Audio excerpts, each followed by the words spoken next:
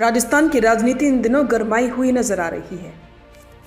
एक बार फिर से आरोप प्रत्यारोपों का दौर शुरू हो चुका है। बीजेपी और कांग्रेस के तमाम नेता एक दूसरे पर आरोप प्रत्यारोप लगा रहे हैं और बड़े नेता अब राजस्थान में एक्टिव दिखाई दे रहे हैं।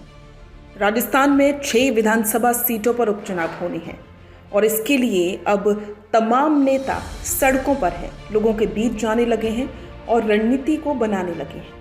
एक बार फिर से राजस्थान में सचिन पायलट भी एक्टिव दिखाई देने लगे हैं। सचिन पायलट का फोकस अब राजस्थान पर ज़्यादा नजर आ रहा है। इससे एक बात तो साफ है कि सचिन पायलट अब विधानसभा के उपचुनाव की जिम्मेदारी निभाने वाले हैं। इससे पहले लोकसभा के चुनाव में भी सचिन पायलट ने खूब मेहनत की थी और इसका नतीजा सामने आया था। लोकसभा के चुनाव में भी कांग्रेस को 11 सीटें मिली थीं और अब विधानसभा के उपचुनाव में 6 सीटों पर कांग्रेस का फोकस है और कांग्रेस का ये प्रयास है कि 6 की 6 विधानसभा की सीटें कांग्रेस के खाते में जाएं। अब इसके लिए सचिन पायलट को मैदान में उतारा गया है।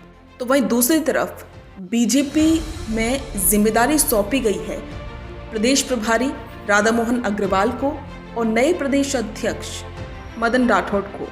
ये लगातार दौरा कर रहे हैं उन सीटों का जहां पर उपचुनाव होने हैं और साथ ही लोगों से राय भी जानी जा रही है। एक नई रणनीति के तहत ये नेता काम कर रहे हैं जिससे कि बीजेपी के खाते में ज़्यादा से ज़्यादा सीटें जा सकें।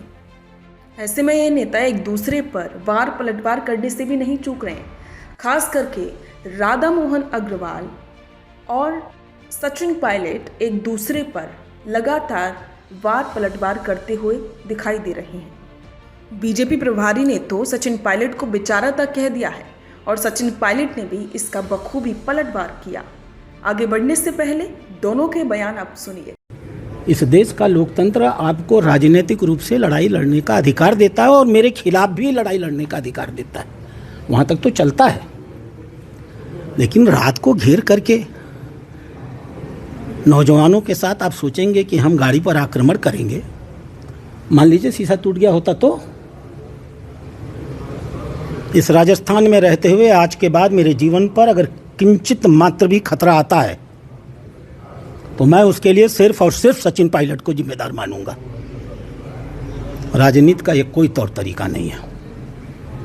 मैं आग्रह करता हूं अपनी लड़ाई के तौर तरीके पर वो विचार करें, लड़ें, मजबूती के साथ लड़ें, लोकतांत्रिक तरीके से लड़ें, सैद्धांतिक तरीके से लड़ें, राजनीतिक रूप से हम लोगों को परास्त करें। दोबारा अगर इस प्रकार की गतिविधि हुई तो हमारे भारतीय जनता पार्टी के कार्यकर्ताओं के भी धैर्य की सीमा है।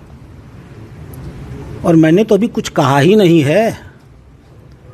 जब मैं कहना शुरू करूंगा तो बड़ी समस्या पैदा हो जाएगी, क्योंकि तब मैं ये परिभाषित करूंगा कि वो स्पेंट फोर्स है क्यों। पूरा राजस्थान जानता है इसको। तो मेरा आग्रह है, बड़े नेता हैं बेचारे,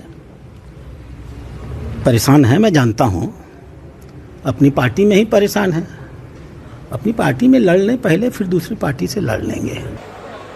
हम लोग राजनीति में हैं, हमारे विरोधी भी हो सकते हैं। विरोध होता है वैचारिक सोच का, काम करने के तरीके का, उस पर चर्चा हो, संवाद हो। लेकिन जो लोग हमारी राजनीति को जानते हैं वो समझते हैं हमने बड़े से बड़े विरोधी का भी अगर विरोध किया है, डट कर किया है, लेकिन संयम से किया है, मर्यादापूर्ण भाषा से किया है। विरोधियों का सम्मान करना, अपने प्रतिद्वंदी को इज्जत देना, संयम और मर्यादा की सीमा को नहीं लाना, ये हमारी राजनीति का परिचय है। अरे राजस्थान है साथियों, ये तो अतिथि देवो भव की भूमि है। जो भी आएगा उसका स्वागत है। प्यार मोहब्बत का इतिहास रहा है। वाणी में विनम्रता रखनी चाहिए, लोगों को सम्मान पूर्वक संबोधन करना चाहिए।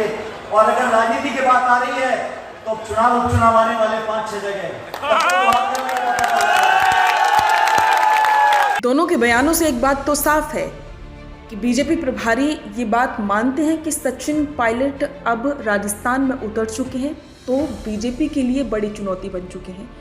और सचिन पायलट के बयान से भी ये साफ हो चुका है कि इस बार भी कांग्रेस आलाकमान ने उन्हें राजस्थान में विधानसभा उपचुनाव की जिम्मेदारी दी है।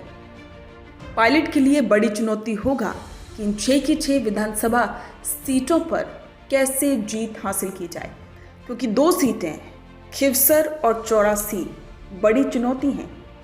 खिवसर में हनुमान बेनीवाल का प्रभाव है तो वहीं चौरासी पर राजकुमार रोध का प्रभाव है। हालांकि ये दोनों ही पार्टियां और ये दोनों ही नेता कांग्रेस के साथ में हैं, लेकिन फिर भी कहने में तो ये आ रहा है कि विधानसभा के उपचुनाव में स्वतंत्र रूप से चुनाव लड़ा जाएगा। तो अब देखना होगा कि कांग्रेस की रणनीति इन पर भी काम कर पाती है या नहीं।